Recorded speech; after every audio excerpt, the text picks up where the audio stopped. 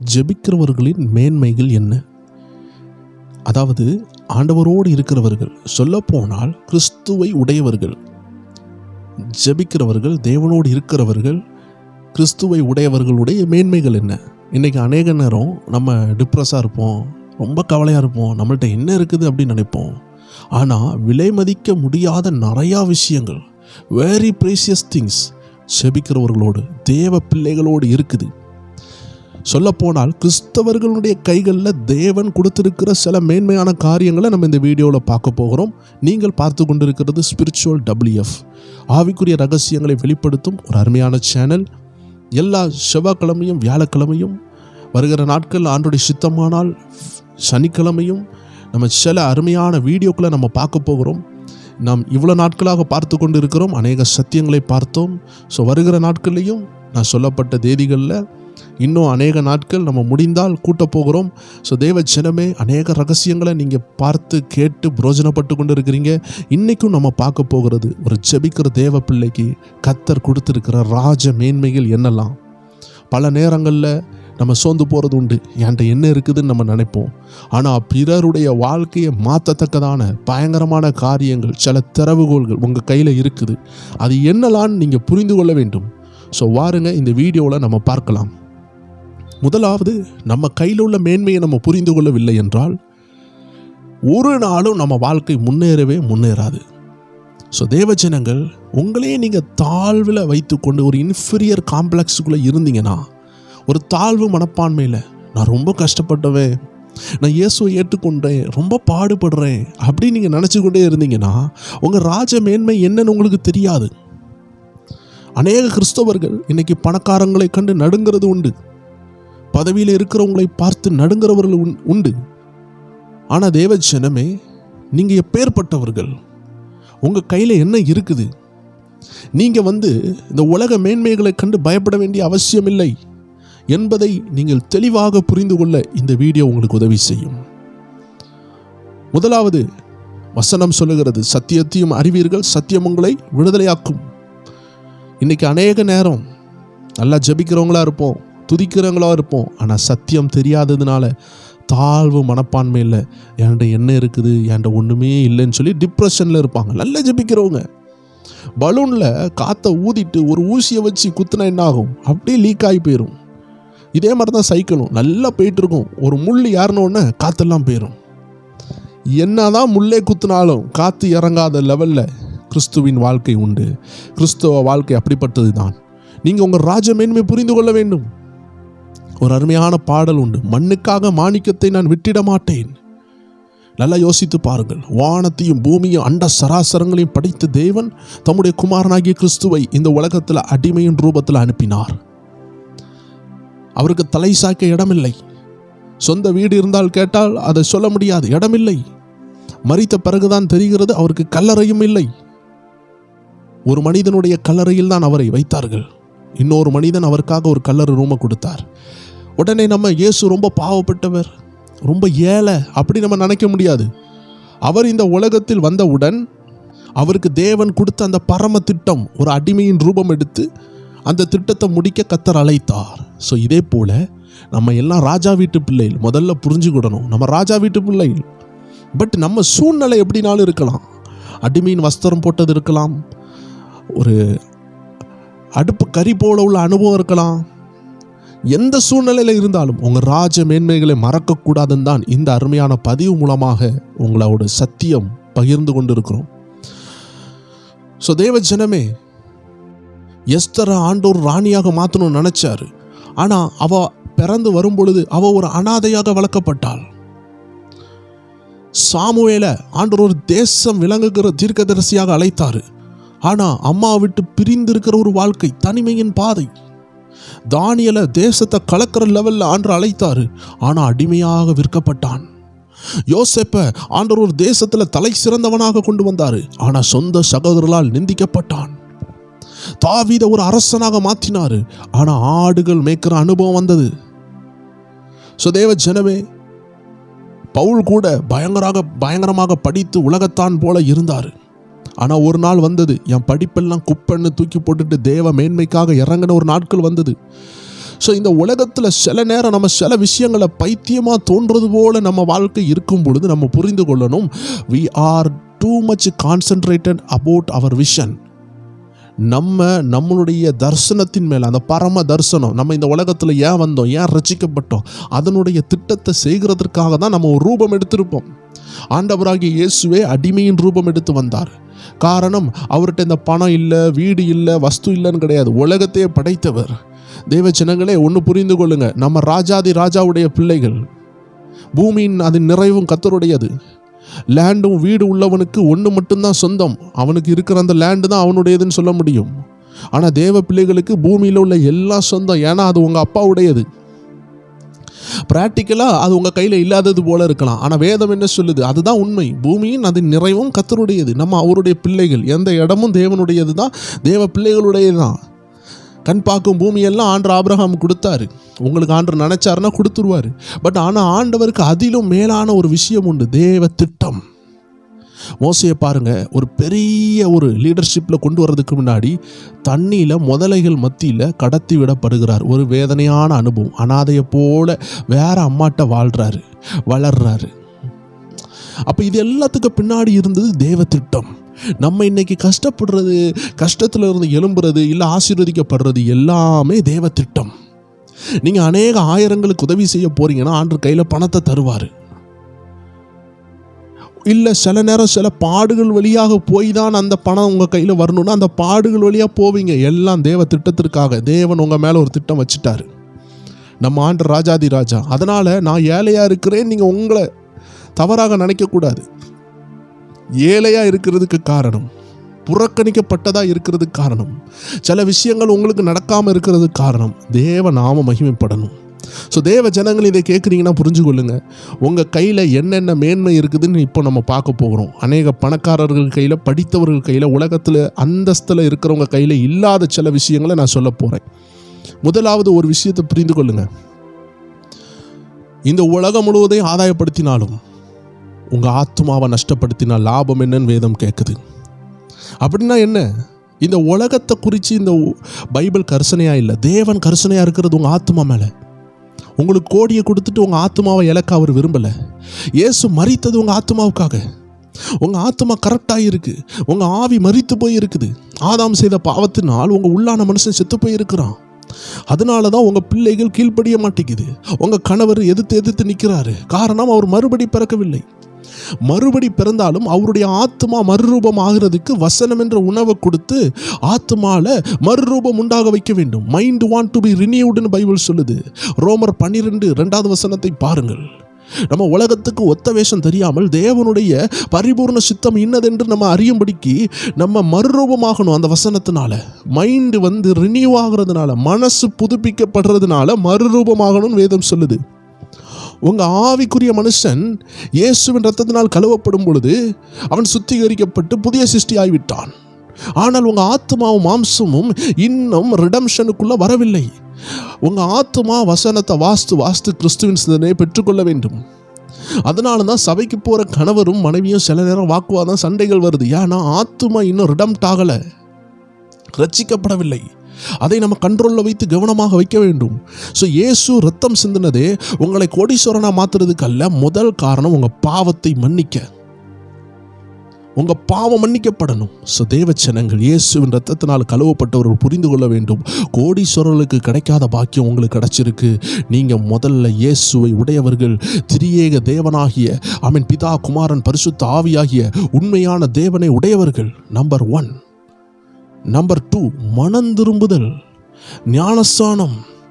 இந்த காரியங்கள் உங்களுக்கு தான் பங்கு உண்டு. நீங்கள் அதை பெற்றிருக்கிறீர்கள். நீங்கள் மனம் திரும்பி இருக்கிறீங்க.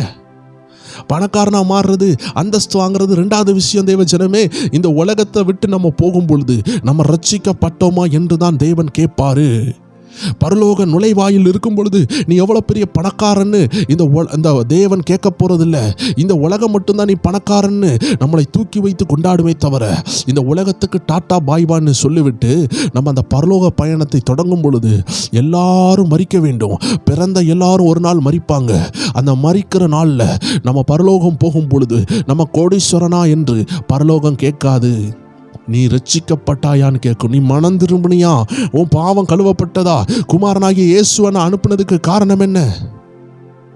அந்த விழுந்து போன உலகத்தில் உன் ஆத்துமாவை மீட்டெடுக்க எந்த பணத்தாலையும் முடியாது, எந்த பங்களாவாலையும் முடியாது, எந்த பிரைம் மினிஸ்டராலையும் முடியாது. யாரும் உனக்காக ரத்தம் சிந்தவில்லை மகனே. அந்த ரத்தம் சிந்தப்பட்ட இயேசுவை ஏற்றுக்கொண்டு நீ மனம் திரும்பினியான்னு கேட்பாங்க. ஒரு ரெண்டாவது விஷயம், முதல் விஷயம் தேவன் நம்ம கூட இருக்கிறார். ரெண்டாவது விஷயம், தேவன் தந்த ரட்சிப்பு நம்ம கூட இருக்குது. மீன்ஸ் அந்த மனம் திரும்புதல், அந்த ஞானஸ்தானம் நம்ம கிட்ட இருக்குது. அதோட சேர்த்து ரட்சிப்பு நம்ம கிட்ட இருக்குது. ஆம் தேவ ஜனமே, நம்ம கையில் இருக்கிறது விலையேற பெற்ற ரட்சிப்பு. அதனால தான் நான் சொன்னேன், மண்ணுக்காக நான் மாணிக்கத்தை விட்டுட மாட்டேன். மண்ணு, நீங்க பார்க்குற பணம் மண்ணு, நீங்க பார்க்குற பங்களா மண்ணு, அது இந்த உலகத்தில் விட்டுட்டு போவோம். சோதோம் குமரா அழிந்து நாசாகும் பொழுது அங்கே உள்ள ஆத்மாவாகிய லோத்தையும் லோத்தின் மனைவியையும் ரெண்டு பிள்ளைகளையும் ஆண்டவர் பாதுகாத்தார். ஏன்னா அது நீதிமானாக இருந்த அந்த கூட்டம். ஒரு நீதிமான், நீதி உள்ள இருதயத்தில் குத்தப்பட்டார் என்று வேதம் சொல்லுகிறது லோத்துவை பற்றி. அப்போ அவர் நீதிமானாக இருந்திருக்கார். ஒரு நீதிமான். அந்த ஆத்மாவை ஆண்டவர் பாதுகாத்தார். பொருட்களை எல்லாம் எரித்து சாம்பலாக்கினார். அப்போ ஆண்டவருக்கு ஆத்மா ஆதாயம் ரொம்ப தேவை. ஆத்மா உலகத்தில் உள்ள கோடிகளை காட்டிலும் விலை உயர்ந்தது. அதான் பைபிள் சொல்லுது, இந்த உலகம் முழுவதையும் நீங்கள் ஆதாயப்படுத்தினாலும் உங்கள் ஆத்மாவை நஷ்டப்படுத்தினால். நல்லா புரிந்து கொள்ளுங்க தேவஜனமே, நம்ம இன்னைக்கு ஏழ்மையாக இருக்கிறது நம்ம ஆத்மா ரட்சிப்புக்காக. ஒருவேளை அந்த பாடுகளில் போனாதான், அந்த கடன் பாரத்தில் போனாதான் நம்ம மனம் திரும்ப வேண்டிய ஒரு சூழ்நிலை இருக்கும். சும்மா ரட்சிக்கப்பட மாட்டாங்க தேவ ஜனங்கள். தேவனால் உண்டாக்கப்பட்ட ஜனம்தான். ஆனா ஆதாம் செய்த பாவத்தினால் மகிமையை இழந்து இருக்கிறதுனால இந்த ஜனம் சில பாடுகளில் போகும்பொழுது அது பாடுல இருந்து எங்க இருந்துடா ரட்சிப்பு வரும்னு சொல்லி ரட்சகரை ஏற்றுக்கொள்றாங்க. ஏதோ ஒரு பாடுதான் இன்னைக்கு நம்மளை ரட்சிப்புக்குள்ள கொண்டு வந்திருக்கு. ஒன்று சமாதானம் இல்லாமல் இருக்கும், நிறைய பணம் இருக்கும், ஆனால் சமாதானம் இல்லை. அது ஒரு பாடுதான். நிம்மதி இல்லை, அது ஒரு பாடு. அப்பந்தான் எப்படா நிம்மதி கிடைக்கும்னு தேடும் பொழுது இயேசுவை ஏற்றுக்கொண்டா நிம்மதி கிடைக்குதுன்னு உணர்ந்து கொள்வாங்க. சிலருக்கு நிம்மதிலாம் இருக்கும், பணத்தில் நிம்மதியாக இருப்பாங்க, ஆனால் வியாதி இருக்கும். உலக அன்பில் சந்தோஷமாக இருந்துட்டு இருப்பாங்க, ஆனால் தீராத வியாதி இருக்கும். இயேசு சுகமாக்குவார், இயேசு தேவன்னு கண்டுபிடிப்பாங்க. சிலர் மரண வியாதியில் இயேசுவை ஏற்றுக்கொண்டிருப்பாங்க, இயேசு சுகம் கொடுத்துருப்பாரு. இப்படி பல ரீதியில் இயேசு சுகம் கொடுக்கிறாரு.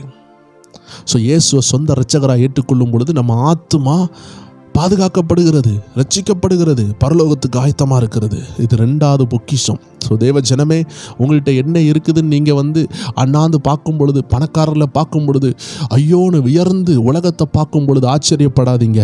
இந்த உலகத்தாருக்கு இல்லாத அநேக விஷயம் உங்களுக்கு இருக்குது. அதில் நம்பர் 1 ஆண்டவராகிய இயேசு கிறிஸ்து, நம்பர் 2 அவருடைய ரட்சிப்பு.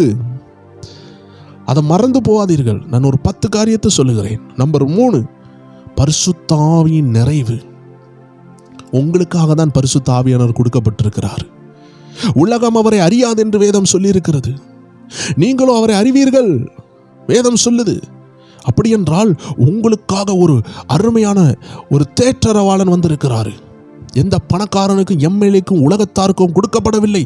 ரட்சிக்கப்பட்ட தேவ ஜனத்திற்கு, இயேசுவின் இரத்தத்தினால் கழுவப்பட்டவர்களுக்கு கொடுக்கப்பட்டவர் தான் இந்த பரிசுத்த ஆவியானவர். உங்க கையில் இருக்கிற 3வது ராஜமேன்மை பரிசுத்த ஆவியானவர்.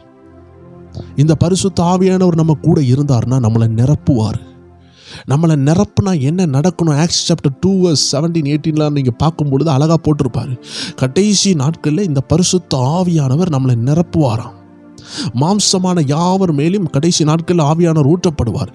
அப்போ தரிசனங்கள் உண்டாகும், சொப்பனங்கள் உண்டாகும். Visions will be received. You will prophesy. பரிசுத்த ஆவியானவரை பெற்றுக்கொண்ட எல்லாரும் பரிசுத்த ஆவினால் நிரம்பி தீர்க்க தரிசனம் சொன்னார்கள், அந்நிய பாஷை பேசினார்கள். இந்த பாக்கியம் தேவ ஜனத்திற்கு மட்டும்தான், தேவ பிள்ளைக்கு மட்டும்தான். நீங்கள் ஸ்ட்ராங்காக இருக்க வேண்டும். உலகத்தை சொல்லுவான், நான் இது படிச்சிருக்கேன், என் பிள்ளை கலெக்டராக இருக்கு. ஆவியானவர்கிட்ட நெருங்க முடியுமா? உங்ககிட்ட இருக்கிற ஆவியானவர்கிட்ட நெருங்க முடியுமா? நீங்கள் ஏதாவது ஒரு சின்ன கம்பெனிக்கு வேலைக்கு போயிட்டு இருப்பீங்க, தாவீதை போல ஆடு மேய்ச்சிட்டு இருப்பீங்க. ஆனால் உங்கள் மேலே இருக்கிற அந்த ஆவியானவருக்கு அவங்க படித்த டிகிரி ஒத்து போகுமா? நம்ம உடனே என்ன செய்வோம்? அப்பா, அந்த ஆள் என்ன படிப்பு படிச்சிருக்காரு, அவங்க பிள்ளை இத்தனை பவுன் கொடுத்து கட்டி கொடுத்துருக்காங்க. தேவ ஜனமே, உங்கள் பிள்ளையை நீங்கள் அவ்வளோ படிக்க வைக்க முடியாமல் இருக்கலாம். ஒருவேளை நீங்கள் அவ்வளோ படிச்சிருக்காமல் இருக்கலாம். ஒருவேளை அவ்வளோ பவுன் கொடுத்து உங்கள் பிள்ளையை நீங்கள் கட்டி கொடுக்காமல் இருக்கலாம். மறந்து போகாதீங்க, உங்கள் பிள்ளை கிறிஸ்துவோடு அந்த திருமணமாகி அந்த வீட்டுக்கு போயிருக்கு. அந்த பிள்ளை 500 பவுனோடு போச்சு, ஆனால் கிறிஸ்துவோடு போகவில்லை. உங்கள் பிள்ளை பவுன்கள் இல்லாமல் போயிருக்கலாம், ஆனால் கிறிஸ்துவோடு போயிருக்குது. ஸோ தேவ ஜனமே, உங்களுக்கு ஆண்டவர் நகைகள் தரமாட்டார், வஸ்துக்கள் தரமாட்டார், வீடு தரமாட்டார் நான் சொல்லவில்லை. அதெல்லாம் விஷயம் இல்லைன்னு நான் சொல்லுகிறேன். நம்ம போக வேண்டியது எப்படி போகணும், எப்படி நம்ம வாழணும். தங்கம் இருக்கும், இல்லாமல் போகலாம். ஒரு டைமில் பேதுருடைய காலில் எல்லாரும் தங்கத்தையும் வீடையும் கொட்டி வைத்தார்கள். ஆனால் ஒரு டைமில் பேதுரு சொல்கிறாரு பொண்ணு இல்லை வெள்ளியும் இல்லைன்னு சொல்கிறாரு. ஸோ அப்படி என்றால் நமக்கு வாழ்ந்திருக்கவும் தெரியும், தாழ்ந்திருக்கவும் தெரியும், மனரம்யமாக இருக்க கற்றுக்கொண்டோம். பட் விஷயம் என்ன? கஞ்சி குடிக்கவும் தேவ பிள்ளைக்கு தெரியும், 5 ஸ்டார் ஹோட்டலில் பிரியாணி சாப்பிடவும் தெரியும்.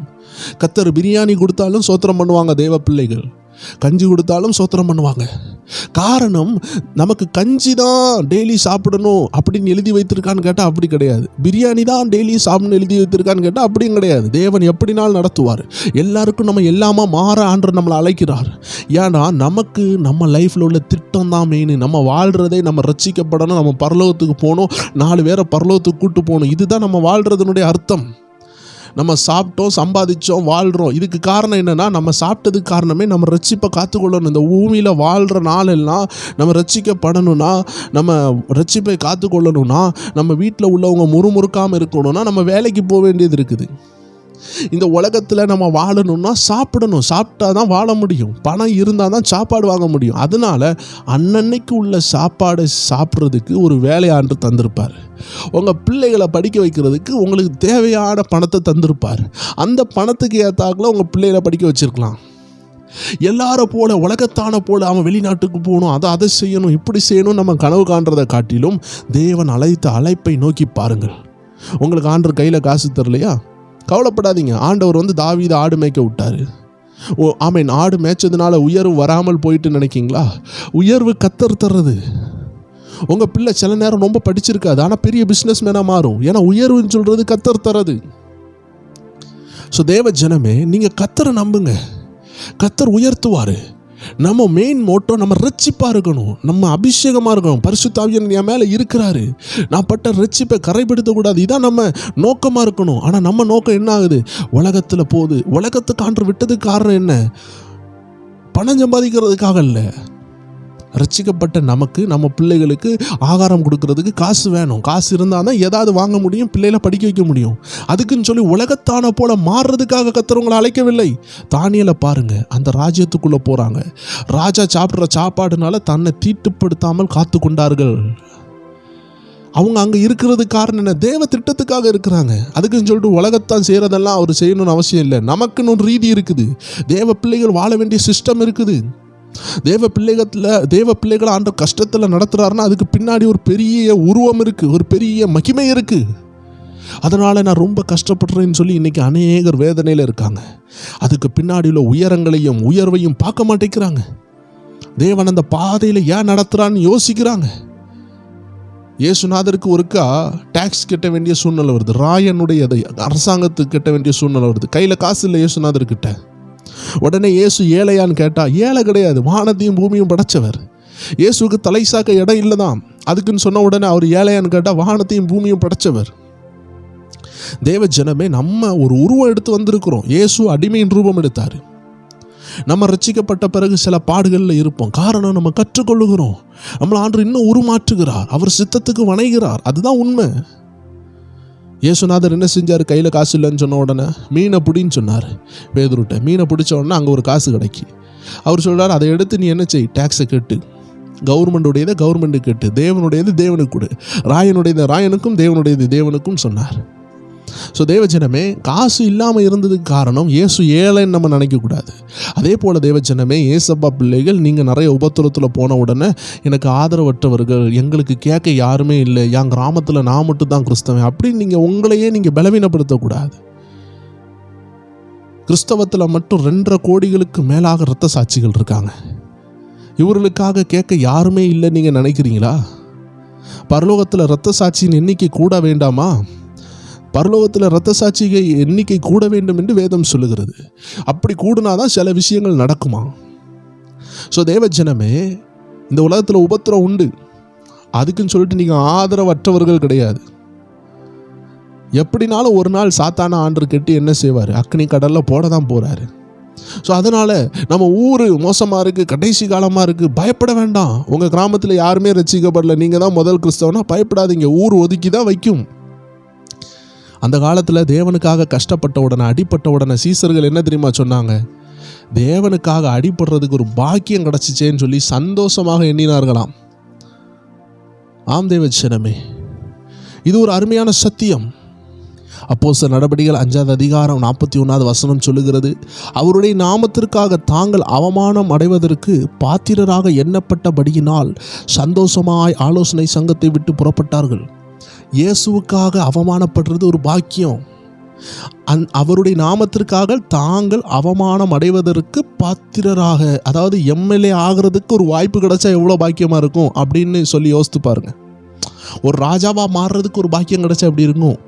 அதே மாதிரி தான் கிறிஸ்துவுக்காக பாடுபடுறது ஒரு பாக்கியம். அது எல்லாருக்கும் கிடைக்காது. இது தெரியாமல் நம்ம கஷ்டப்பட்டோன்னா நம்ம யோசிப்போம், என் ஊரில் என்னை ஒதுக்கி வச்சுட்டாங்க, என் குடும்பத்தார் என்கிட்ட பேசலை. உங்களுக்கு பதவி கிடச்சிருக்கு, அதை மறந்து போயிட்டீங்க. உங்களுக்கு தேவனுக்காக பாட நோவிக்க பதவி கிடச்சிருக்கு. இந்த வாழ்க்கையில் யாருக்காகவோ வேலை செய்து கஷ்டப்படுற நம்ம தேவனுக்காக கஷ்டப்படுறத ஒரு மேன்மையாக எண்ணாமல் போகிறதுக்கு காரணம், நம்ம கையில் உள்ள மேன்மை என்னன்னு நமக்கு தெரியவில்லை. ஒரு அருமையான கதையை சொல்லி அடுத்த காரியத்தை பார்த்துடலாம். ஒரு அருமையான தம்பி உண்டு. அந்த தம்பி மீன் பிடிக்க போகிறாரு. இது எல்லாருக்கும் தெரியும், இருந்தாலும் இந்த கதையை சொல்லுகிறேன். அதிகாலையில் என்ன செய்கிறாரு? மீன் பிடிக்கிறதுக்கு போயிட்டார். வீட்டிலேருந்து ஒரு 5 மணிக்கு எழும்பி போய் கொண்டு இருக்கிறார். மணல், அதாவது கையில் தூண்டில் வச்சுருக்காரு. அந்த தூண்டியோடு சேர்த்து அப்படியே ஒரு பண்டல் அப்படியே ரோட்டில் அப்படி போயிட்டு இருக்கும் பொழுது ரோட்டில் ஒரு பண்டல் கிடைக்கி, ஒரு சின்ன ஒரு பை கிடைக்கி, அதாவது ஒரு துணியை கட்டி வச்சுருப்பாங்கல்ல, அதுக்குள்ளே நிறைய கல் கிடக்கு. ஸோ இவர் காலையில் ஒரு 5-5:30 வரதுனால இருட்டாக இருக்குது கடற்கரை. அப்போ அந்த கடற்கரையில் அப்படியே நடந்து வந்து ஒரு திண்டு இருக்குது, அந்த திண்டில் உட்காந்து தூண்டியில் போடுறாரு. போட்டுட்டு இவர் காலில் பட்டு ஒரு பண்டல் கிடச்சி. பார்த்தீங்களா, அந்த பைக்குள்ளாடி என்ன இருந்துச்சுன்னா நிறைய கல் இருந்துச்சு. அந்த கல்லை எடுத்து ஒன்று ஒன்றா என்ன செஞ்சார்? அப்படி தூக்கி வீசிக்கிட்டே மீன் பிடிச்சிக்கிட்டே இருந்தார். விடிஞ்ச உடனே, அதாவது ஒரு 2 கல்லோ பத்திரமா வச்சுருந்தார். என்னதான் காலையில் விடிஞ்ச உடனே பார்க்கலான்னு சொல்லிட்டு அவர் கையில் வச்சுருக்கிறாரு, பாக்கெட்டில் போட்டு வச்சுருக்காரு. இப்போ காலையில் ஆகிட்டு வெளிச்சம் வந்தோன்னா பாக்கெட்டில் என்னடா இருக்குதுன்னு எடுத்து பார்த்தா 2 தங்க நாணயம், அதாவது தங்கத்தை காட்டிலே விலையேறப்பட்ட ஒரு கற்கள் போல ஒரு அருமையான ஒரு புதையல் அவர் கையில் இருந்திருக்கு. அந்த 2 பீஸ் அவர் கையில் இருக்குது. அவர் யோசித்தார், ஐயோ, 100கணக்கான இந்த தங்கங்களை தூக்கி, விலையேறப்பட்ட இந்த கற்களை தூக்கி நான் கடலில் வீசிட்டேனே, இது யாரோ புதையலை எங்கே வச்சுட்டு போயிருக்காங்க, நான் புதையலையா தூக்கி வீசினேன். புலம்பினார். கடலில் போட்டதை நீ தேட முடியுமா தேவஜனமே? முடியல. அவர் அந்த 2 காசு எடுத்தார், போனார், விற்றார். அவர் ஏழ்மையே மாறுச்சு. அவ்வளோ லட்சங்களுக்கு அது விலை போச்சு. யோசித்து பார்த்தாரு, இந்த 2 என் வாழ்க்கையை மாற்றிட்டு, என் தலைமுறையை மாற்றிட்டு, மீதி இருக்கிறதையும் நான் எடுத்திருந்தா, என் கையிலே வச்சுருந்தா, நான் இன்னைக்கு கோடீஸ்வரனாக இருந்திருப்பேனே. அழுதாரு, யோசித்தார், புலம்புனாரு. ஒன்றும் செய்ய முடியவில்லை. காரணம் என்ன? இருட்டில் இருக்கும் பொழுது கையில் இருக்கிறது புதையலாக இருந்தாலும் நம்ம கண்ணு இருளாக இருக்கிறதுனால நாம் அதை இழந்து விடுவோம். ஸோ தேவஜனமே, இந்த உலகம் என்ற இருட்டு உங்கள் கையில் இருக்கிற விலையேறப்பெற்ற மாணிக்கமாகிய இயேசுவையும் இயேசுவுடைய சில விஷயங்களையும் அற்பமாக எண்ண விடாதீர்கள். உங்கள் கையில் இருக்கிற ராஜ மேன்மை இன்னைக்கு ராஜாக்கள் கையில் கூட இல்லை. அதுதான் நம்ம பார்த்தோம். இயேசு, மனம் திரும்புதல், ரட்சிப்பு, பரிசுத்த ஆவியானவர் இன்னைக்கு இது உலகத்தில் இல்லை. தீர்க்க தரிசனங்கள் உலகத்தில் இல்லை. தேவ பிள்ளைகளுக்கு தான் அது கொடுக்கப்படுகிறது.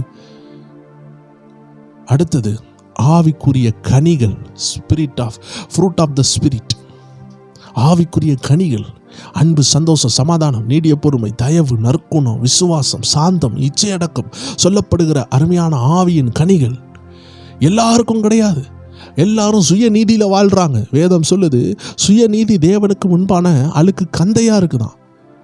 ஆனால் உங்களுக்குள்ள இருக்கிறது சுயநீதி இல்லை, அது அன்பு, அது தேவனால் கொடுக்கப்பட்ட ஆவியின் கனி. ஆம் தேவச்சனமே, நம்ம பார்க்குற 5வது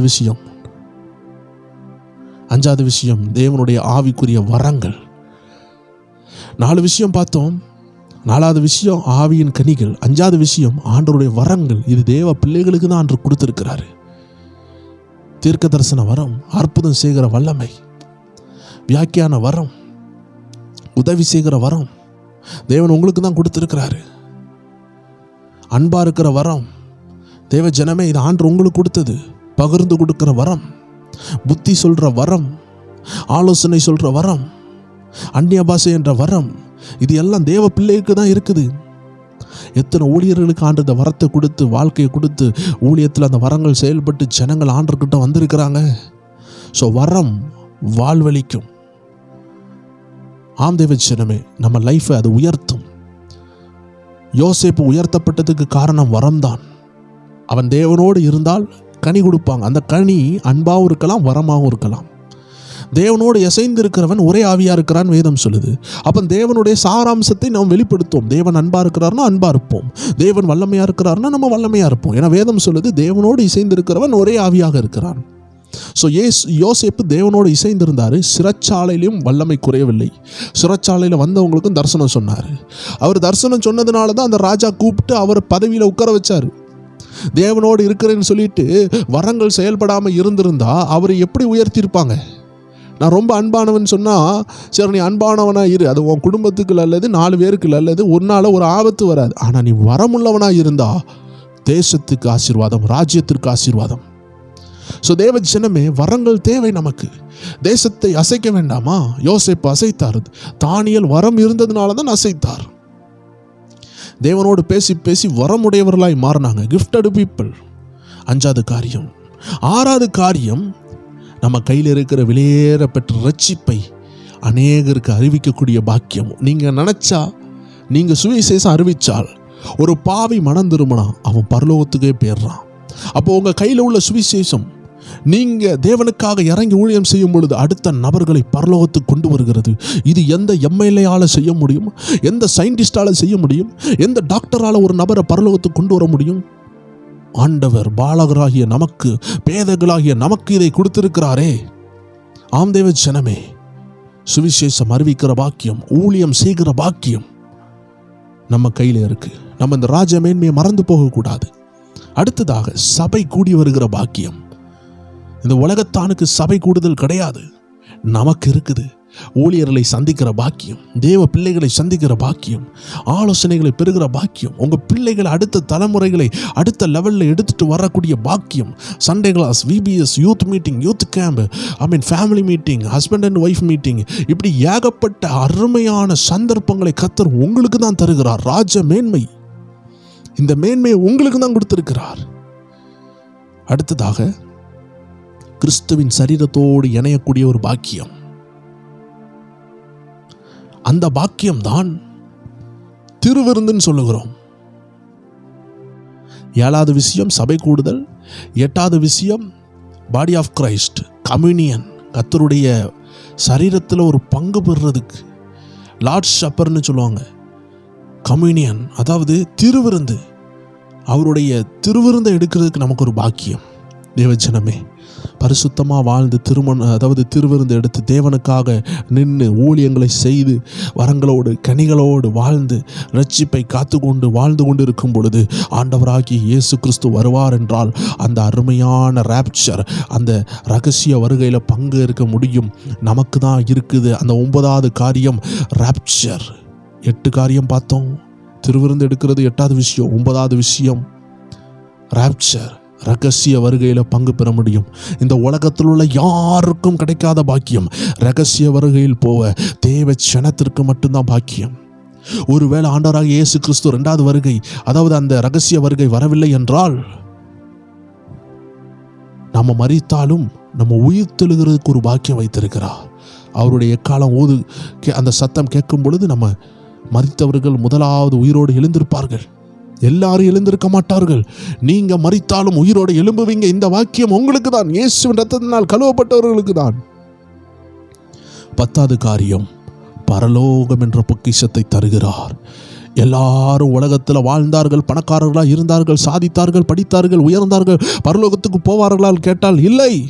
நானே வழியும் சத்தியம் ஜீவனமாக இருக்கிறேன் என்று சொன்ன இயேசுவின் அண்டையில் வந்து அவர்களுடைய இரட்சிப்பை பெற்றுக்கொண்டால் தான் பரலோகத்தில் போக முடியும்.